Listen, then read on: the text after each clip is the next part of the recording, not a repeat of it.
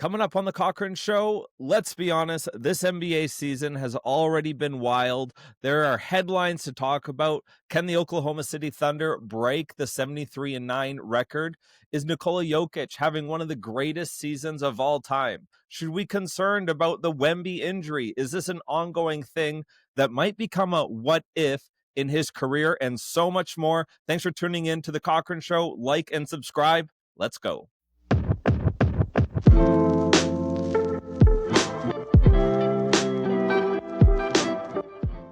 Lorne, I think I want to start here.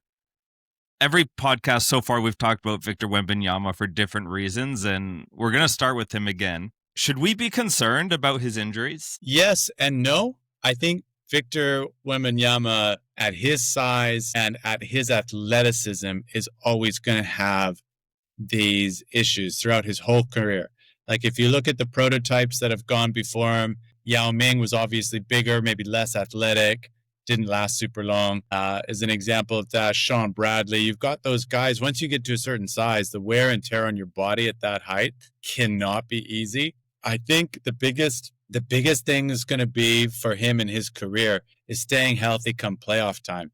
Because it seems to me like he is the ultimate competitor. And if he's good to go, he's going to be good to go. And so the hardest thing will be keeping him off the floor long enough to make sure that he's healthy come meaningful basketball in April, May, and hopefully June for the Spurs. Him and Chet coming into the league, these long, lanky, skinny guys, it's just sort of that you always have that fear, like every time they go to the ground or this soft non-contact tissue injury, especially like with the history of Kevin Durant and his Achilles, and there's just so much. And by the way, while you are putting stress on your body like this, you're also gaining weight, right? Like you're gaining muscle, you're pushing your body to limits in the NBA that maybe you haven't done before. So I think the Spurs are going to have to protect him from himself a little bit to make sure that, like you said, that he is available, because with him in the lineup, their ceiling is high,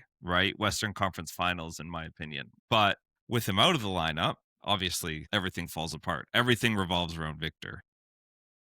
I agree. Look, I think that's going to be the hardest thing for him is in his career. Like the biggest what if will be what if he played, 70 to 80 games a season for his entire career. And I just think at his sort of size and explosiveness, it's just not going to be an option. I would hate for him to get into a position where Joel Embiid is this year, like just not being able to stay on the court. And when he is, just not being able to bend his knees in the same way and get after it. I mean, there's no more beautiful thing to watch on a basketball court, I think, at this moment in time than a healthy, angry Victor Wembanyama. Like, it's just some pretty phenomenal viewing from a fan point of view. But yeah, I think the Spurs know this. I think the Spurs are very well aware of this. But like I said, it's going to be protecting him from himself, really. But I think he is the kind of guy that knows what is in his grasp if he goes for it. Like, it's not out of the question for him to be the all-time leader in blocks by a long way at the end of his career if he were to be able to do it consistently. So that's just a tough part for him. And people are pretty much penciling him in for Defensive Player of the Year this year, right? And, maybe most improved can happen as well. I mean, he was probably on pace before, we'll talk about Jokic in a little bit, to be in the MVP conversation. But obviously, you need to make that 65-game mark to be able to even get those accolades, to get first team, second team, third team All-NBA. So, you're right, that what if. Which is going to be really interesting when it comes to contract negotiation and eligibility for Supermax and so forth. Now, if you're the Spurs organization, you would be absolutely nuts not to give him the money, and work him into contracts that he may not be eligible for, because the guy will walk, and what team is not going to take a flyer or be willing to pay for him? I know, even just the notoriety of having him in the building would be worth it. He also strikes me as the kind of guy that would rather be on a contending team rather than playing away his years in Charlotte or in Brooklyn or anything like that. Poor Charlotte, eh? They're just they're always that team. Go everywhere else except Charlotte. You think it's the Michael Jordan curse still hanging over that franchise? Yeah, that's right. Speaking of Charlotte, I saw this clip of a LaMelo Ball interview about what do you want to do when your NBA career is finished? This was, I think, like his draft interview. And he said, I think I'd like to be the president of the United States. All seriousness. I mean, man, talk about Do you think that that sums up, the delusional nature? the Ball family. I think LaMelo Ball, to me, is a good basketball player. I think I would prefer to watch him on NBA Top 10 when there's one or two plays a game that are just like, wow, that's pretty creative. I just don't know if I want to see him for a whole season. He's the kind of guy that's down 20, would do a through the legs alley-oop pass off the backboard to someone. Like just no concept of situational awareness. Back to Wemby. Here's a question, because we were talking about his contract and the Spurs. Is there any player in the NBA that you would not trade for Victor Wembanyama? Yeah, if I'm Denver, there's no way in the world I'd be getting rid of Jokic. I think the way in which the OKC Thunder are constructed, you're not going to get rid of Shea. Really? You don't do a Shea for... Think about it. They already have Chet. They already have Hartenstein. You don't need Wemby's skill set, and you have a proof of concept that is already going to win you I just think about 76 games this year. Come on, John. There's no way you get rid of Shea. At least do you pick up the phone? Like, no. Hey, I've got Wembanyama and Fox and Harper Castle. We'll go Castle for Shea and Chet. I think Presti is going to be like, yeah, if you give me 5 more first-round draft picks unprotected, like there's no way he's doing that team. There's no way that franchise is worried about their future for the next 10 years. Not enough to take a gamble on, like you said, Shea's going to play. How many games a year do you think Shea's going to play for the rest of his career? What do you think the difference will be, rounded to the nearest 10, between Shea and Wemby? Like, Here's Shea's advantage. He could play all 82 because he won't be playing the fourth quarter. Like, that's where the Thunder are at. And that's like the 16 Warriors, right? And let's talk about it.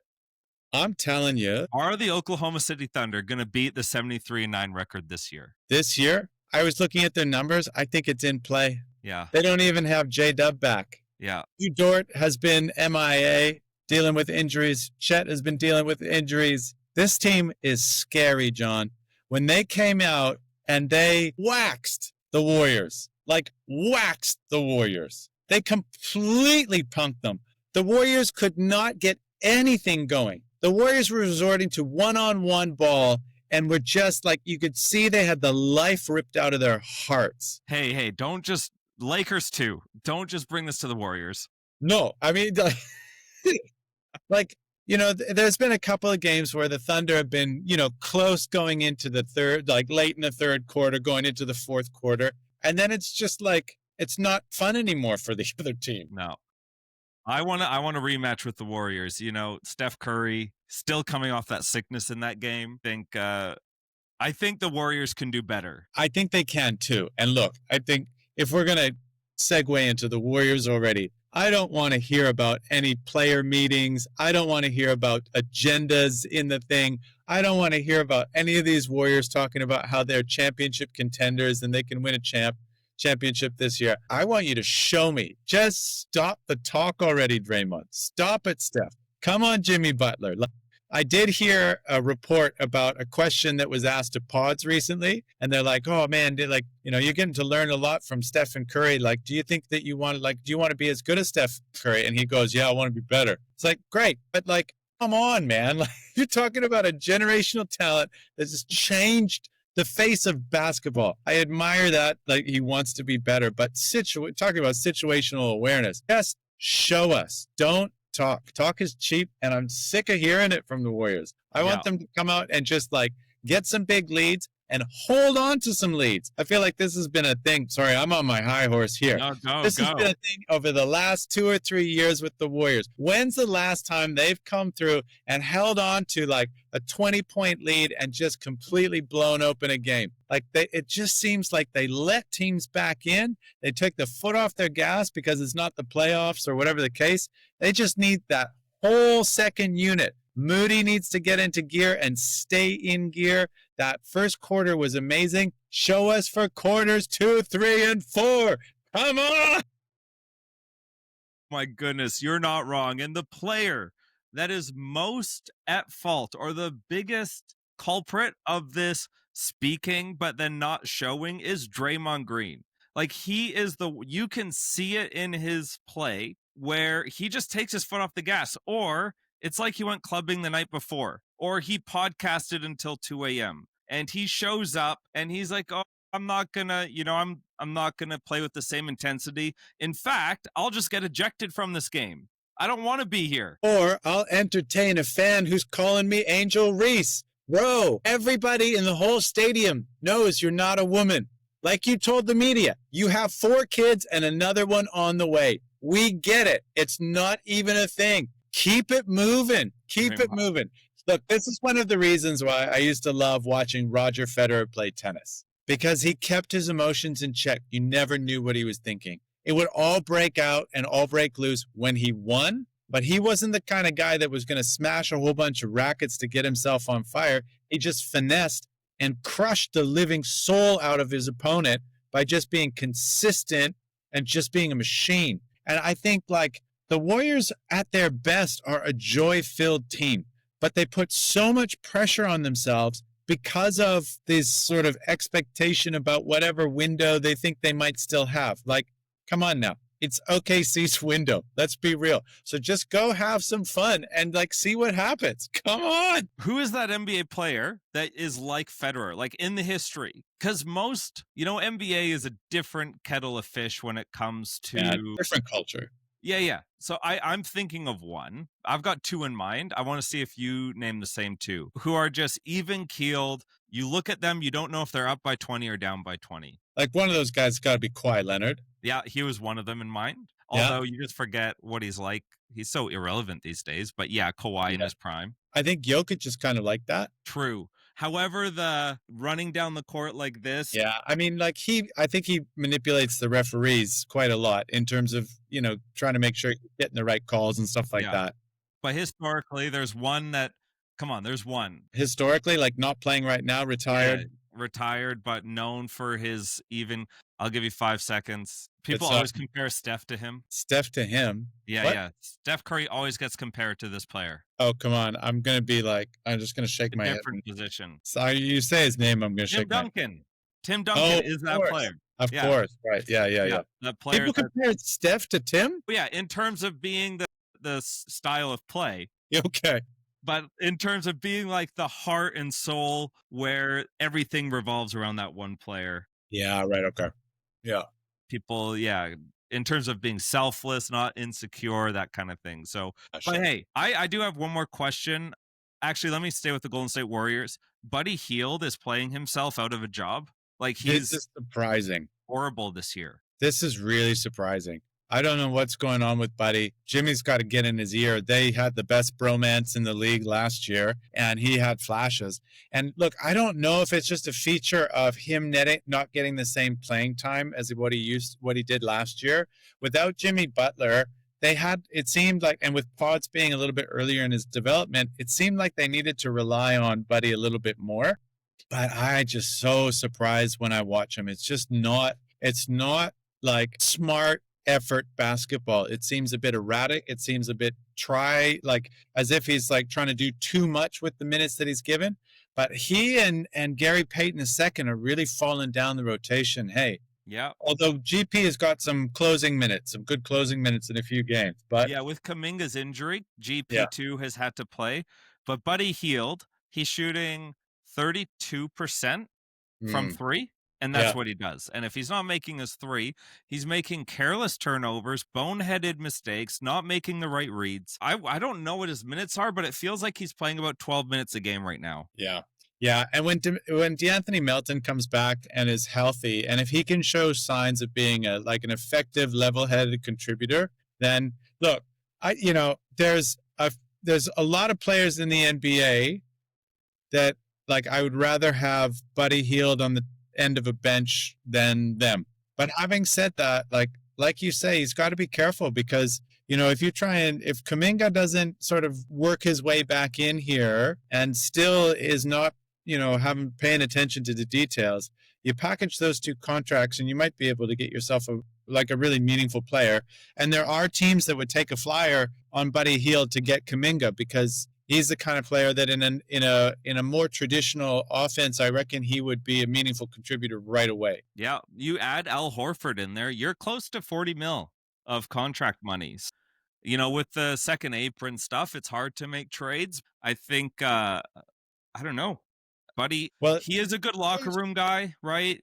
yeah. Steve Kerr loves a good locker room guy, but if they're hovering around 500 at the trade deadline, I wouldn't be surprised to see him gone. I just want to ask one more question about the Oklahoma City Thunder, though. I keep on saying that they're winning without their second best player. Are we sure J-Dub isn't the third best player? Like, Behind has Chet. Chet taken such a leap where he should be considered the second best player on the team? Well, I mean, we haven't got to be able to compare it this year.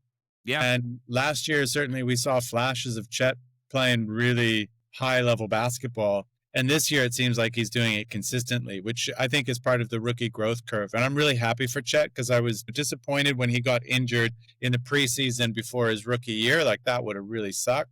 He came good at the right time to be able to give them meaningful minutes. I felt like sometimes he could get bullied around bullied last year. But now that they've gone deep into the postseason, they know what it takes to get, over the hump and win the championship. And just a little bit more experienced, it's clicking for those guys at the right time. And with J-Dub not in the lineup, as you said, they've got to rely on him more, and he's stepping up to that. So it'll be really interesting to see what happens because they're still going to need him for his height and his shooting and his rim protection. So he's going to find a lot of time in games, but it'll just depend on whether they need a little bit more of the bully that Hardenstein's been able to be. And he is playing out of his mind this year. It seems like that has got to be one of the best trades. When they were like a Western Conference Finals team, and then they went and added Caruso and Hardenstein, just as soon as those trades came in, I thought, whoa, these guys are going to be dangerous, and they win. So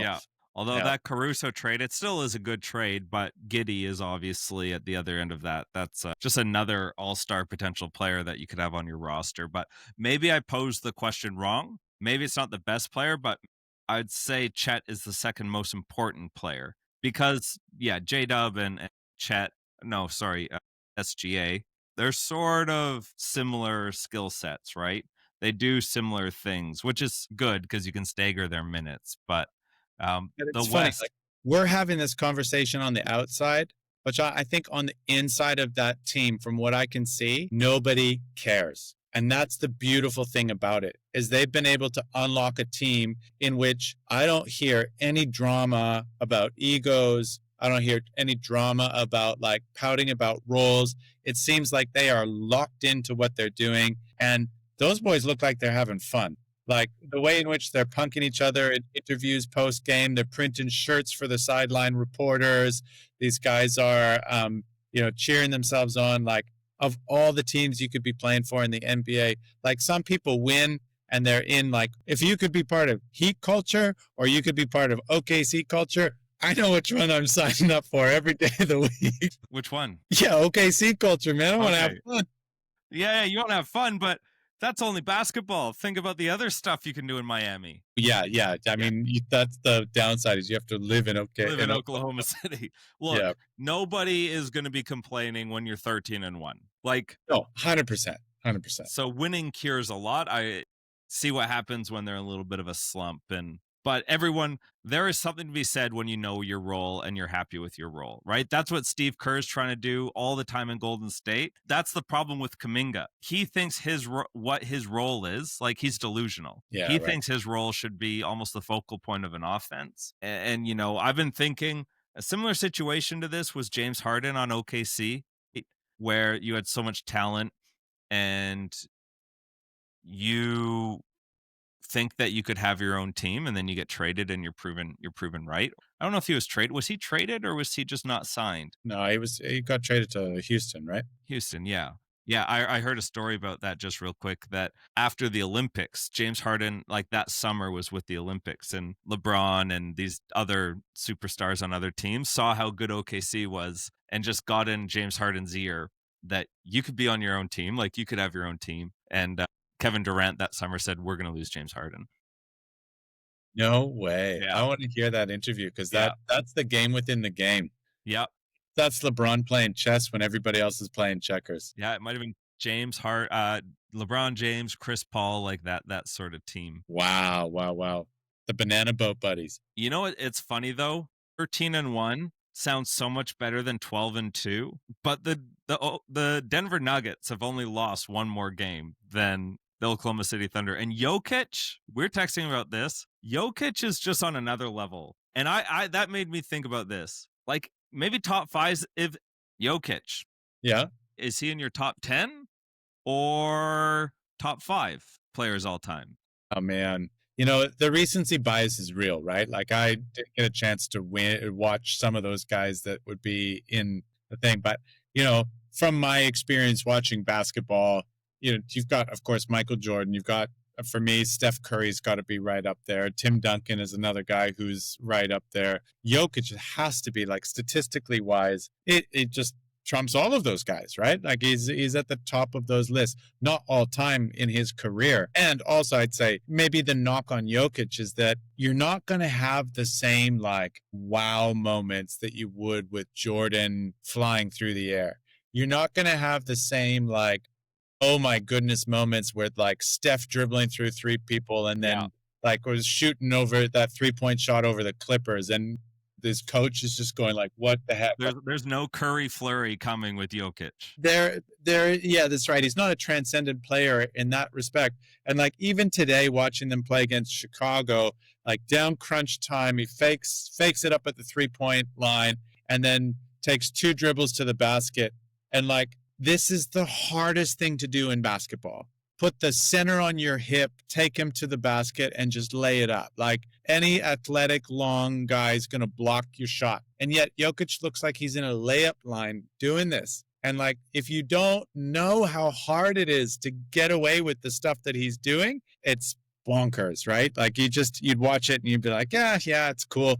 But for those who know, they know this guy. Having said that, every now and again, there's this phenomenal passes and his 3-point shooting's pretty efficient, but it's not the same. It's not the same. So yes, high on the list, definitely in my all-time top 10. I haven't sort of like refreshed that list for a while, but yeah, in the higher half of the top 10, I would imagine. I mean, he's having one of the greatest seasons so far ever. Yeah. Right? He's averaging 20, trying to find the correct stats. I think it's 29 points, 13 rebounds, 11 assists a game right now on a team where your second best player, I don't know if it's Aaron Gordon or Jamal Murray, one of the two. Aaron Gordon this year, far up. Love that player. I'm really becoming like, obviously Golden State Warriors is my team, but it's hard not to like what Denver does. 100%. 100%. They're not super. It's just like dissecting. Like Jokic can just dissect. He just sees what's going to happen before it happens. Yeah. And he just makes the right play. But then if the right play means you need to score 40 points this game, like he can do that. It doesn't look great. It doesn't look sexy, but he's going to do it. Lou. It's like, yeah, we game plan. We just let him score and nobody else. And he'll do it. Yeah. So we didn't know he was going to get 55. Come on, man. Where you been the last 3 years? When the Denver Nuggets traded for Cam Johnson, and I might eat my words here, I wasn't super high. Like, obviously, it's a better trade. It's a better player right now for the system than Michael Porter Jr. But in my opinion, Cam Johnson hadn't proved himself to earn the hype that he received. He was a good catch and shoot corner 3-point shooter for Phoenix. He didn't do much in Brooklyn. Like, he wasn't an all-star by any means. No. Remember I don't know. He hasn't had a great start to the season. Sorry. Sure, he hasn't had a great start to the season. Yeah. I think looking at his defensive numbers, remember, I ran this analysis through ChatGTP and I sent it to you. And, they're very similar players. They're very similar players, except that Cam Thomas has better defensive efficiency. Cam Johnson. So, yeah. And so I think, that's the way in which the Nuggets were going. To me, Michael Porter Jr. was always a bit overrated. A little bit of a defensive liability and like a ball stopper. Like when the ball goes to him, this man is shooting it with 1 maybe no dribbles. Like you just know he's looking for the 3-pointer and it's going to fly. And I always thought, watching him, that there's an athleticism to his game that is kind of lacking. He's always sort of like not quite in balance when he's playing in the same way that Cam Johnson is. And these might be like might be his complete, back surgeries that he's had. yeah, maybe complete intangibles. But I just think that the ceiling is a little bit higher for Cam Johnson in the system. I'm still hopeful, but we will remain to be seen. Denver, yeah. I mean, I don't know. There are some sort of takes that I've decided to stick with. That's one of them. And now let's welcome my second one. Let's go to Sun's Corner for a second here. Yeah. Okay. In my face. Yeah. This is something that I hadn't heard anyone else talk about. So I'm taking ownership of this right now. I am taking some responsibility for the Phoenix Suns' hot start, just like this much. You're taking responsibility for their hot start. Nice. No. But I will be owner or mayor of Suns Corner, of Suns Island. All right. Yeah. That's fair. Because they're much better than expected. I'll say it, Devin Booker, he likes to be in situations where he's the alpha dog. He can do whatever he wants on the court.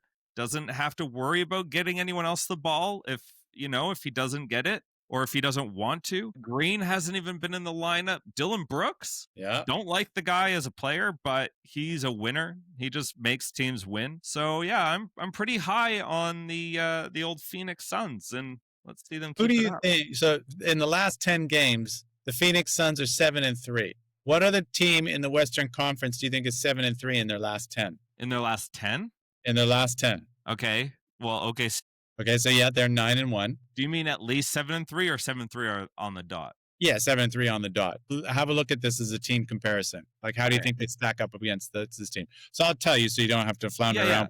Yeah. It's the Minnesota Timberwolves are 7-3 in their last game. Obviously, Lakers are 8-2, Rockets are 9-1, Thunder are 9-1, Nuggets are 8-2 in their last 10. But no other team above them, those Spurs and Warriors are above the Suns in the standings. They're 6-4 and 5-5. So Suns have climbed up significantly over the last 10 games. Who's 6-4? Wait, in the last 10, sorry. In the last 10, yeah. So I guess the question would be, do you think that the Phoenix Suns will end up in a similar position to the Minnesota Timberwolves in the Western Conference by the end of the season? Do you think they're good enough to be over the Warriors and sit in the 5-6, avoid the play-in? No. That's not Suns Island. No. Suns Island they're being penciled down at the beginning for like the 14th seed or the 13th seed in the Western Conference. Yeah. I'm just saying I'll give them 10. I'll give them a play-in game. Minnesota, so the Portland Trailblazers, Utah Jazz, the Memphis Grizzlies, Los Angeles Clippers, Mavericks, Kings, and Pelicans. As you're talking, I can't see any team except for maybe the Trailblazers sort of kind of like competing with the Suns for a ranking spot in that top 8. Suns, come on. You're right. And this is without Jalen Green playing any meaningful basketball. That's right. Like, I'm going to be honest. I couldn't name you I can name 3 players on the Phoenix Suns that are currently playing. I can't name any more. Like, I'm not a committed Suns fan. Devin Booker, Grayson Allen, Devin Booker, Dylan Brooks. Those are my 3. But no, you're right. Reading that roster, you're like, what is going on? What is going on in Phoenix? But having said that, you're right. When, there's only a few players in the NBA that have hit the 70-point mark in the last 5 years, is it? And Devin Booker's one of those guys. So the man can ball. The man can get up shots in bunches. Yeah. Modern day Kobe Bryant. Man, let it fly. Let it fly. Hey, I was thinking about Kobe Bryant today. Yeah. And I was thinking about if he played in today's era. Okay. I just wonder, obviously it's complete hypothetical. Would he be as dominant because he was my favorite player in that era, right? From 2008 to 2014, say. Loved Kobe. I had the Kobe fadeaway. Yeah, nice. But he wasn't efficient. You know what I mean? Like, he had to put up a lot of shots to get the numbers that he had. He had the mentality, right? He was a great defensive player. I just don't think that that sort of system or that sort of style necessarily flies or is as effective anymore. I I think the greats will be great in any era. I Mm. think one of the things that is like, with Kobe, it was his work ethic, it was his competitiveness, and it was just, you know, there are some guys that like to play basketball. There are some guys that like to get on a basketball court and kill. And Mhm. he is a killer. And I think killers will kill in any era. And so yeah, will his style translate? But yeah, I think okay. So here's a question: if you were gonna say you could have Josh Giddey in this era, or you could have Kobe Bryant in this era, who are you picking to? Kobe, Kobe, Yeah, Kobe. see, there you go. He would succeed. I've just compared Kobe Bryant to somebody who's in the top 5 of the MVP race for this season, who's averaging almost a triple double on 40% 3-point shooting. And you went Kobe without a moment's hesitation. Of course. I still love this isn't a knock on Kobe. It was just a thought that came into my mind. Yeah, yeah. So I think we've just proved that I think Kobe would be relevant in this era. Yeah. And then maybe before I get the hate, maybe the thought is less about Kobe and just more, I think we don't talk about that as an era, right? Yeah, We right. sort of skip from the 90s to 2025. But I do think the style of play, even in the last 5 years, has changed. Well, Boston Celtics, right? Like obviously the Golden State Warriors, the Houston Rockets with D'Antonio and that 7 seconds offense, but the Celtics with the amount of threes, it's just completely changed how basketball play is played. But Steph Curry effect. Steph Curry changed the game. All right. See with pods will change the game again. Pods, I wouldn't. Yeah, he's got to be on the. I don't mind him. I think he's closer to Alvarado from the Pelicans than he is like as all-star player. Like I think that's a better sort of comp than anything, Well, well. which isn't bad. Alvarado, he's decent, but I don't know. I haven't seen too many of those like hide in the corner, get the steal plays this year. Yes, what's going on? Yeah. People sniffing them out. They know what's up. Now, Lorne, we got to show some love to a team out east, near and dear to our hearts. Let's show the Toronto Raptors some love. Hey, come on. That team up there in the 6. We the North. We the North. We the North. Yeah, come on. New dude to boot it. They're quietly doing great over there. Not They super are. surprised. Brandon Ingram, like he's just a bucket. What Yeah. a poster dunk Yeah. today he had against the Hornets. Barrett, he's a good player. Jakob Total? Poe. How do you say Yeah. it? Total. Podal. Yeah. I was gonna say portal. Jakob No. Podal. Yeah. You open the portal to get the portal. No, I think you're right. That the Raptors are doing Canada proud. I think there was a big question mark about their consistency, but this is one of the things that I really like about the Raptors at the moment is they're constructing a roster around the way in which the NBA is going. Long, talented, efficient players. So, Brandon Ingram is kind of like the prototype of that. And, Scotty Barnes, of course, is a defensive anchor. And yeah, they're just really, really, RJ Barrett is great to have that. And I didn't think that he was going to be quite as good as he is. And who would have thought that of those Duke teammates, I knew you were going there. I couldn't help it. I'm off the Zion experiment. But who would have thought that RJ Barrett would have the longer, better career in the NBA than Zion Williamson? This is a real thing. And it's great to have a Canadian raising the ceiling for Canadian players in Canada. I think it's a great look for a lot of different things. But yeah, credit to the Raptors. Yeah, I mean, obviously it's still early in the season, but you don't want to play the Raptors. They're like you said, they're athletic, they're long, they can run. Like I think teams, you just have to be able to run the floor, especially in the regular season. That Indiana Pacers style offense, right? That Rick Carlisle has brought in, run and Yeah. gun. Just whether it's a made basket against you or not, inbound the ball as fast as you can and get down the floor. Yeah. Yeah. That's sort of the recipe. 100%. And those Toronto fans are hungry. They are so hungry. They were 2 innings away from a championship right. in Toronto. 2 innings away. And their last one was bogus, so they're just waiting for a real one. Last one was bogus. Yeah. Oh, them fighting words. we all know what would have happened even if just Klay Thompson didn't get hurt. That was Yeah, the that's right. Warriors Yeah, to yeah, win, yeah, yeah, yeah. Yeah. right? No, I think, looking back, this is the fickle thing about sports. Yeah. You need to be at the right place at the right time. I wouldn't go so far as to say that the Toronto Raptors are the Don Bradman, Bradburys of the NBA.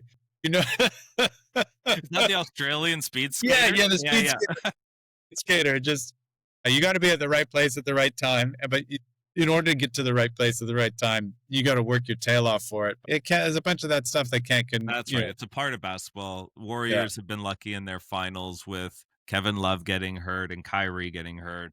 But this is some of the greatest what ifs about this Warriors dynasty, right? If KD and Klay Thompson don't get hurt, and if Draymond Green's foot was able to not graze the balls of LeBron James, this could be a very different thing. Quite so well hung, then Draymond Green, his reason for getting upset, his justification is he goes, "You're insulting my manhood. I'm a man. Can't you see I'm not no woman?" Bro, you're getting paid millions of dollars. You've won 4 championships. Nobody cares. Don't let them get in your head. Who cares? Speaking of getting in your head and doing ridiculous thing, I've got a list of players that I want to know who will get traded first. We got Jamal Morant, Trae Young, Zion Williamson, Jonathan Kuminga. Now, you were talking pre-show about Trae Young going to the Dallas Mavs. And that I thought was an interesting idea, more because of what it would mean in the Trae Young career story. Yep. That he would go and fill the gap left behind by Luka Doncic. And if he took the Mavs to the promised land, wow, would that be like the vindication that Nico Harrison will never have? Vindication? Yeah. Yeah. Look, I don't think it's too unrealistic, right? I think Dallas, do you think they almost want to forget about, get rid of what reminds you of that trade? How do you mean? Anthony Davis.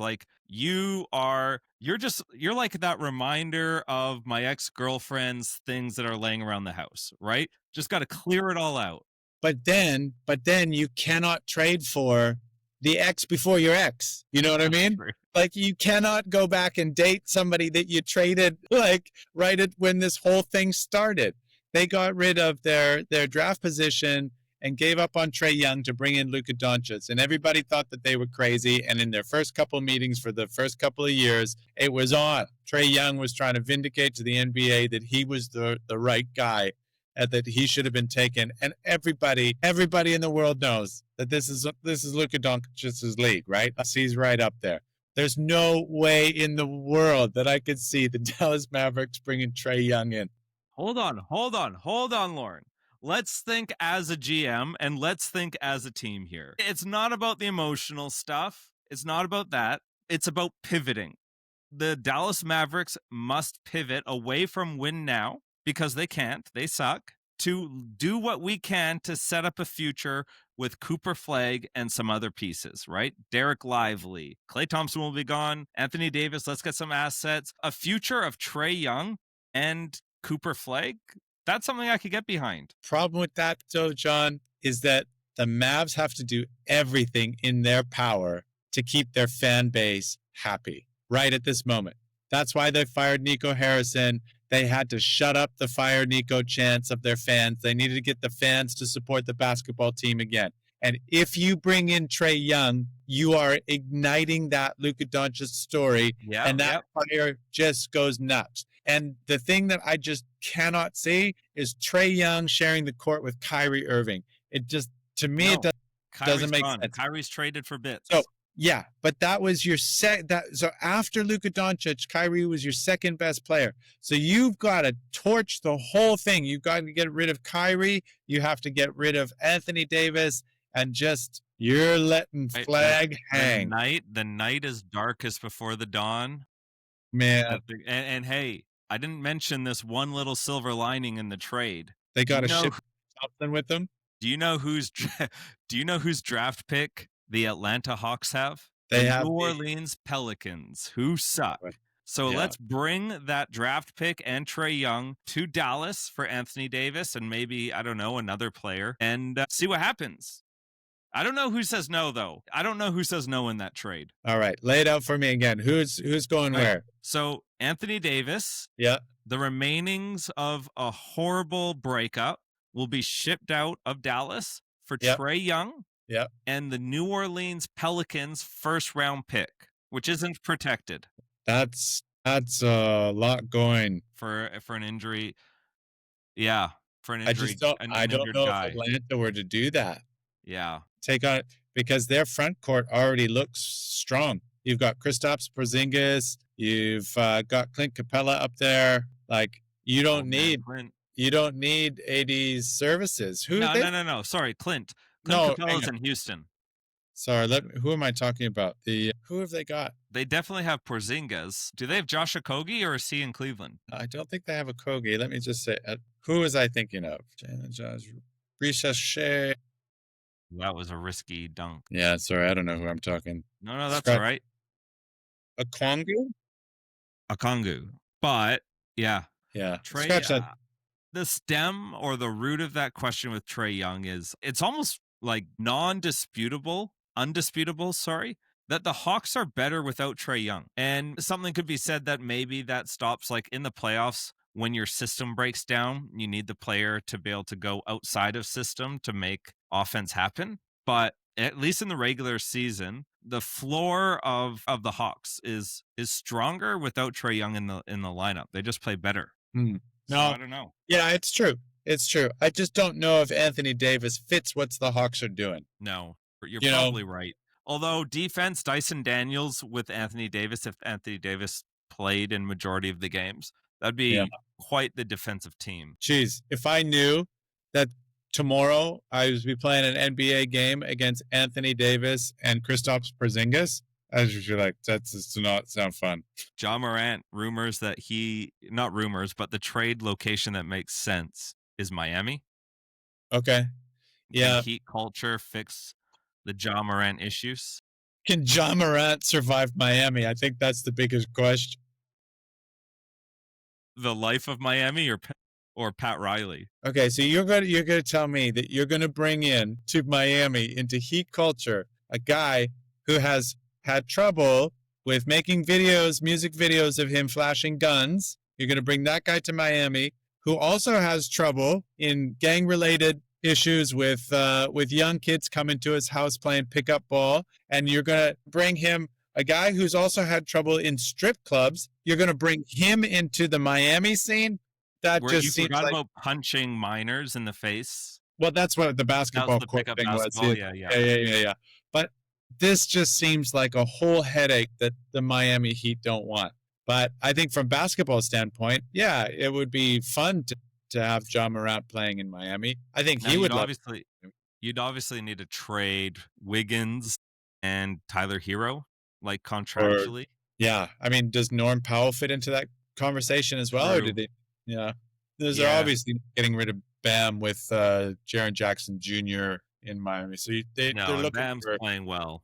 Yeah. But this is one of the things that is going to be really tricky for Ja Morant.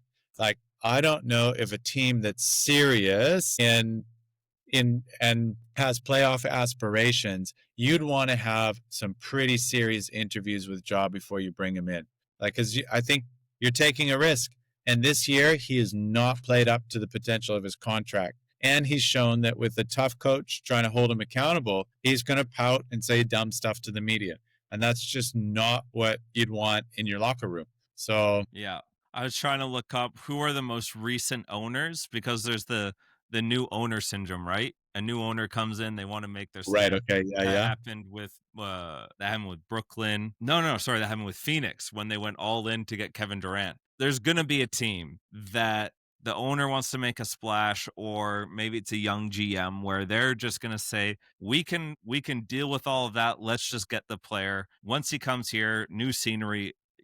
That's worked. Jimmy Butler coming over to Golden State, right? There was concerns about his attitude, concerns about his locker room issues that he creates. Comes over to Golden State. He's been a model citizen. He got paid, which helps. But there's going to be a team that takes Ja Morant. He's not going to stay in Memphis. Yeah. No, I think you're right. I think that that is coming to its natural close. Do you think a team like Brooklyn would think, okay, this is the guy that we want to start retooling around, or do you think they would No. try and hang on for a more guarantee? No, Brooklyn's they're going to build through the draft. Yeah, right. Either of these players, Ja or Trae, what would it look like in Milwaukee with Giannis? They've got some contracts. They've got the Kuzma contract. They've got Bobby Portis. Not that you want to get rid of Bobby Portis. They've still got Porter Jr., Kevin Porter Jr. Look, I think if I was going to take a chance on either one, I think I'd be higher on Trae. But I wonder if Sure. wonder if that puts you in the same sort of situation that they were in with Damian Lillard, a guy who's not going to give you a huge amount of defense, and a guy who loves to attack and hit threes. Like, man, could you imagine a pick and roll with Trae and with Giannis? That could be scary basketball. But What went wrong with Dame Lillard and Giannis? Like their pick and roll didn't do well. It's like Giannis, sort of like with Devin Booker, just needs to be the man, not worry about the other players. I wonder if they got Damian Lillard like 3 years too late. Not quite as healthy as he had been. And has never played off ball. Like never. Yeah, yeah, yeah. Yeah, no, and that was unfortunate. They had a coaching changeover. They brought Doc in after, who was it? It only lasted a couple months. Ham's there right now as Doc's assistant. Yeah, but there was another head coach that they brought in that they had got, and he wanted to implement a whole new system after Bud. Like, it just, again, it just came in at an unstable time. And I think Steph is another example of this, where you have some guys that are just like all-world players. Giannis is an all-world player. He's not a Jokic, right? He's not the same guy who's going to get guys open looks so well. He's going to be athletically playing at just a hugely high level, and it takes some really specific role players to fit that mold. And if you don't, and if you want to share that space, it's not always going to work super easy. So yeah,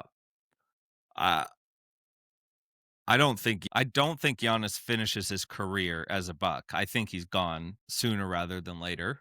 You look at the landscape of the NBA, right? Like even Philadelphia in the East is still, they're sort of doing a 2 timelines thing where they've just brought their timeline to now, right? They've drafted well. They're pivoting to build around Maxey instead of Embiid and Paul George. So those players are supporting the younger core, which should be effective. Oklahoma City is going to be good for a very long time. When Tatum comes back, Boston will still be good. Like you're sort of outside of any sort of serious conversation about being contenders. And I've said this before. I was doing a podcast about hockey the other day.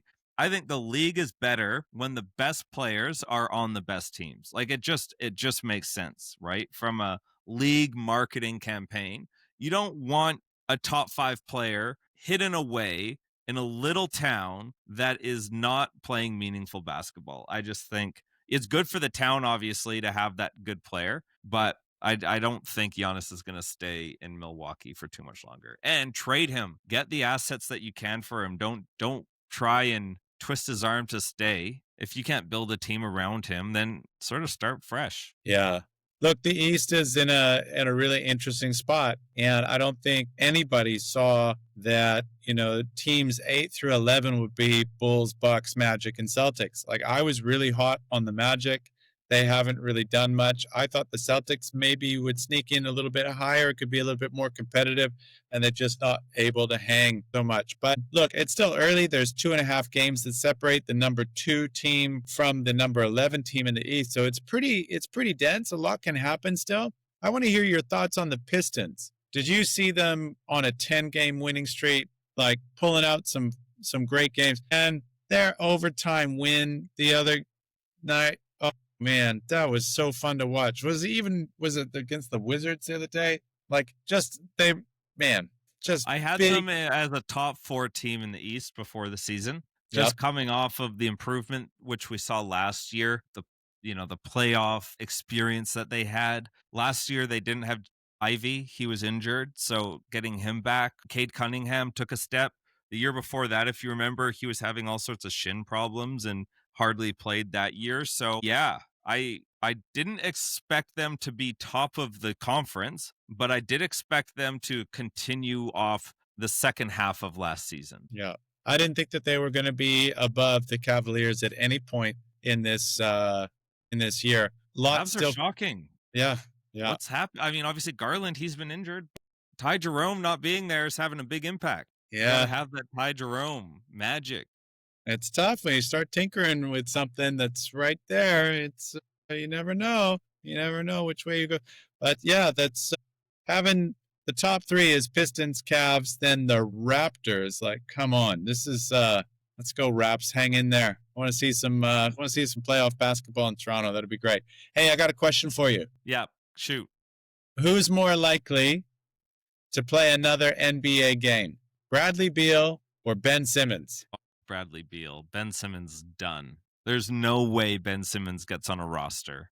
You don't and think so? at least Bradley Beal can come back. Like, Ben Simmons just doesn't suit a team-to-team trajectory, but Bradley Beal can come back as a bench player that can just be a bucket, right? Or at least a three-point shooter. Like, you think with all of these injuries, he has got a chance? I think he's got a better chance than Ben Simmons, which is so sad. Ben Simmons, man, when he was in his prime, or not even his prime, I don't even think he got to his prime. When he was in his first and second year in the NBA, he was a great player. I just don't think he likes basketball enough to do the hard work. Yeah, it's too bad. That is one of the greatest what ifs. That team. Yeah. That team. That layup that he didn't choose to make against the Atlanta Hawks in the playoffs. Jeez. Yeah. Turned out to be the end of the Ben Simmons career. Speaking of that era, where in the world is Markelle Fultz? That's a great question. I thought last year, wasn't he in Orlando, or was that before? Yeah, that's what I remember as well, but I haven't heard boo about Markelle Fultz. Ooh. So last year, no, he was on the Kings last year, 2023, 2024. No way. He was in the Magic. Last year, he was with the Kings. This year, he's still with the Kings. He might be injured. Yeah. ESPN at least has him listed playing for the Sacramento Kings. Here's an article from October 24, 2025. Former Sixers first-round draft pick is falling apart with no hope of recovery. Oof, that is not a good headline. Poor guy. Wow. That was another really bizarre instance of, like, what's going on with that jump shot? Yeah. Do you remember that draft class? Markelle Fultz. Yeah. No, who else was in that? All right. So Markelle Fultz went number 1. Lonzo Ball went number 2 for the Lakers. Jason Tatum, number 3. Wow. Yeah. De'Aaron Fox went 5. Lauri Markkanen went 7. Donovan Mitchell went 13. Yeah. John Collins, like that was a good class. Jared Allen, OG Anunoby, Derek White, Josh Hart. Like, obviously those are not all-stars, but that's a big what if in my opinion. Yeah. Even if it's not just Philadelphia. But I remember the Lakers actually had Jason Tatum as a player, but LeVar Ball and his marketing got his son Lonzo Ball to the Los Angeles Lakers, and Jason Tatum fell to 3. If the 76ers had drafted Jason Tatum, they would have had Joel Embiid, Ben Simmons when he was good, and Jason Tatum. That would have been a scary team. Yeah, right. Another what if. Sorry, I know. I got one more question. Yo. I'm going to list some players off that the Lakers, now they won a championship, so maybe it was worth it, that the Lakers have gotten rid of in pursuit of full circle. They've got Doncic, so maybe this doesn't matter. But they had players like Lonzo Ball. They had players like, plays for Timberwolves right now. What's his name? Julius Randle. Sorry, they had Julius Randle. They had Brandon Ingram. Like, just those 3 players, they're pretty decent players. If the Lakers were more patient with developing their talent. Hang on a minute. If Nico Harrison had called up the Lakers and said, I'll give you Luka Doncic for Julius Randle. Yeah, you do it. No, that's why I said I got Doncic. No, for all 3 of those guys, Julius Randle, Brandon Ingram, and Lonzo Ball. I would take that trade. I would give you all 3 of those guys to get Luka. Okay, well, let me ask you this, though. Let me ask you this. Yo. If Nico Harrison, if get Doncic out of that, would you do those 3 players for Anthony Davis? No. Well, that's what happened. Yeah, but then it turns into Luka, so everything is forgiven. And to be fair, some of those players were for LeBron James too. So yeah. okay, yeah. And they were vindicated. They won a championship together when those guys were a little bit healthier. And yes, it was Le Bubble championship, but they still have the rings to show for it. So they do. Still a fun what if they just develop their talent. Yeah. Who else? Caruso was on that roster too, right? He won a championship with Los Angeles in the bubble. That's right. Yeah. Remember his dunks in those years? Yeah. Oh, man. He was a high flyer. Man. Yeah. He gave some of us white guys hope. And it's been a good year so far. Every week seems to have some crazy games. Hey. Man, what were we talking about the other day?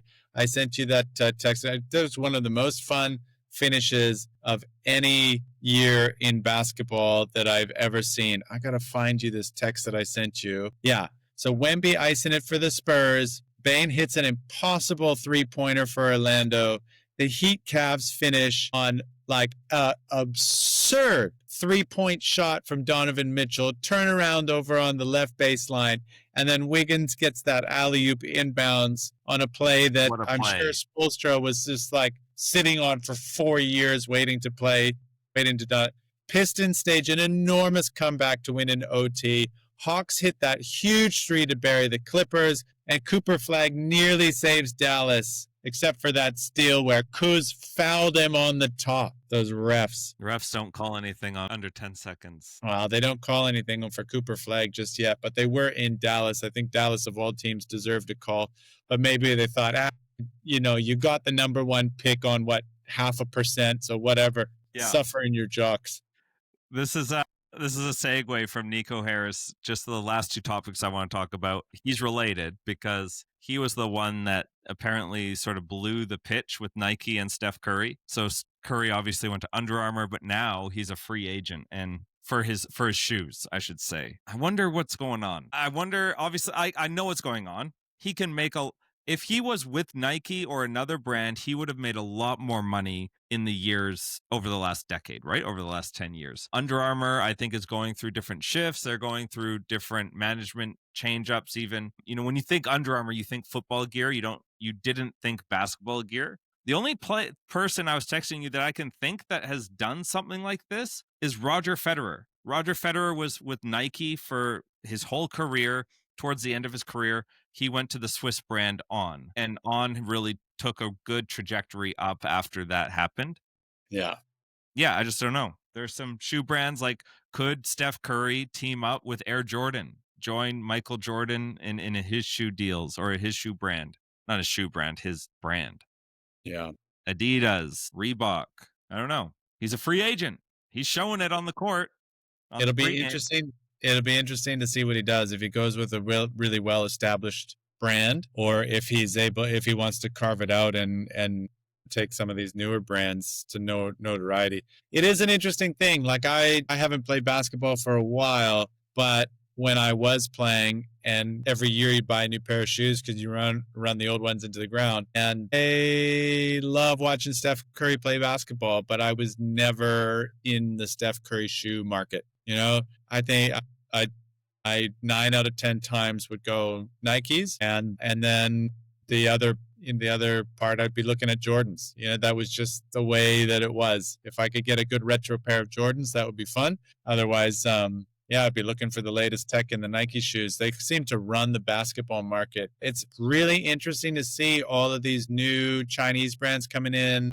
And, guys getting signature deals. It looks like Potts has his own signature deal in a way that, like, he's got his own logo for his own name and so forth. That just wouldn't have happened 10 years ago in the NBA. And so for a guy like Steph Curry, there's an opportunity then, like, if On, for example, wanted to get into the basketball brand, like, they have the reputation in the running world to be able to go across. But here's the thing. I'm surprised how many people are wearing Skechers in the NBA. That's wild to me. Actually, recently, before we were going on holidays, so I live in a hot climate. I was about to go on holidays in a cold climate, and I thought, I need some shoes. I walked into the Skechers store just to see what they had in there. And I felt like I had just accepted that I was a man middle age. That's just the image that The brand had. modern day New Balance. You remember those New Balance dad shoes, like the Yeah, white? 100%. 100%.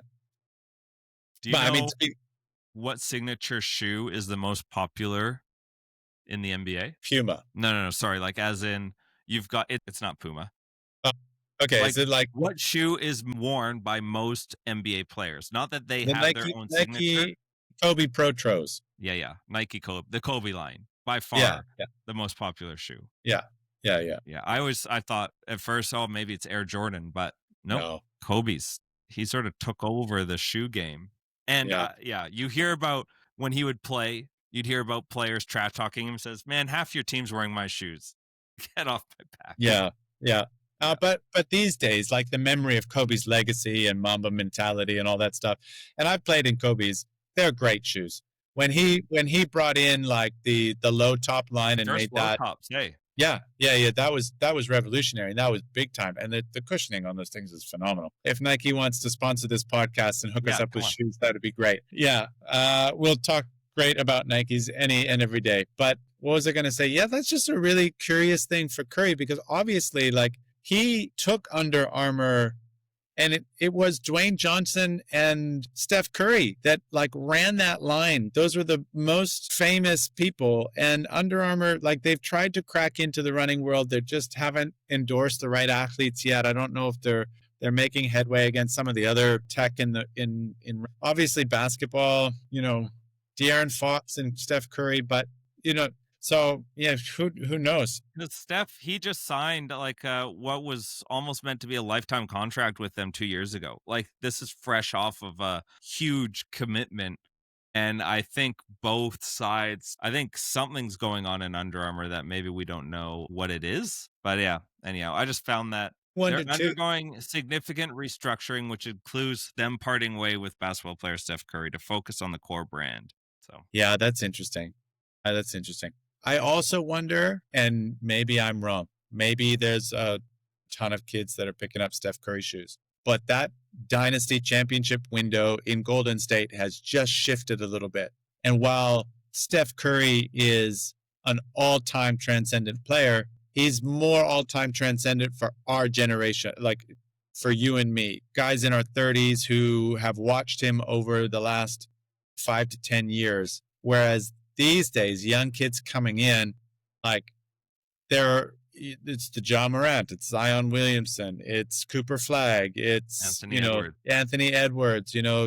Even James Harden has his Adidas line, although I don't know where that's going now. But I wonder if that's just like at the tail end of it. And so to re-up with Steph, you're just like, well, is it still going to sell the numbers that you'd hope? But that's some research I just haven't done. All right, Lorne, as we sign off here, I got one question. Yo. This is for a YouTube short, so let's go. We're going to draft, fantasy draft style, current starting 5. People in the comments just let us know whose team is going to be stronger. I'll let you go first. Current just 5-man team. They're going to be squaring off one another for a best of 7. Fatigue is turned off, so they're always fresh. Who's your first overall pick? Wemby number 1. 100%. Wemby number 1. All right. Yeah. So we're talking playoffs here. I'm going to take Jokic at my number 1. All right. I'm going to compliment Wemby with Shea number 2. All right. Thank you. I am going to bring in Steph Curry at my second overall pick. So I'm gonna up my side with Kevin Durant. All right. Luka Doncic will play my 2. All right. Then I need Anthony Edwards to be a killer. Anthony Edwards. Okay. That's a good pick. All right. I gotta think about this one, because the 4 and the 3, I'm going to put Amen Thompson at the 4. Whoa. Spicy. Final pick. All right. Great. All right. To round out my roster, I'm taking Cade Cunningham. Is he playing? So can you tell me your roster again so I know? Yeah. So I've got Cade Cunningham, Anthony Edwards, and Shea in my front court, or in my back court. Yeah. Wemby and KD in my front court. I'm eviscerating the competition. You got no chance. You got the skinniest front court in the history of the NBA. I'm going to bring Jason Tatum as my number 3. Yeah, I thought you were going to do it. Yeah. Yeah. Wow. Giannis didn't even get a look in. No. Crazy. If I had, because I'm not good, I don't have players, I would get rid of Amen Thompson for Giannis in a heartbeat. But no, so I've got Jokic, Thompson, Jason Tatum, Luka Doncic, and Steph Curry. So you've got Jokic and baby Jokic on the same team. That's right. That's right. Yeah. Yeah, the locker room's going to be tight with Jokic and Doncic. So that fantasy draft was brought to you by Google Gemini. Not really. I don't know if I'd get in trouble for saying that. And here's the conclusion that Google Gemini has said. I can see by your reaction you're happy about this. All right. Well, Team B is my team, John team, Team A, Lorne's team. The conclusion, Team B's combination of the greatest shooter ever, Curry, and the two best passer playmakers in the world, Jokic and Doncic, provides a more cohesive, overwhelming offensive system. While Team A has superior individual defenders and athleticisms, they don't have a reliable answer for the constant pressure and passing genius of Jokic and Doncic, working in tandem with Curry's gravity. Team B would likely win in a series that features multiple overtimes games and historic scoring performances from both sides. All right, we'll see you next time. Sounds good.